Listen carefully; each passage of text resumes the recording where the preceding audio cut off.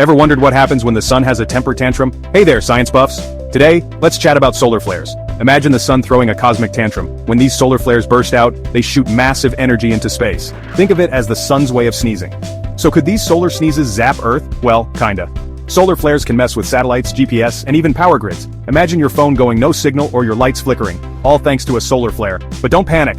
Earth's got a magnetic shield like a giant cosmic umbrella. Most solar flares get deflected, so we're usually safe. Plus, scientists are keeping an eye on the sun 24/7. So next time the sun has a sneeze, just smile and wave. You're in good hands. Stay curious, folks. Share and drop your cosmic questions below. Catch you next time.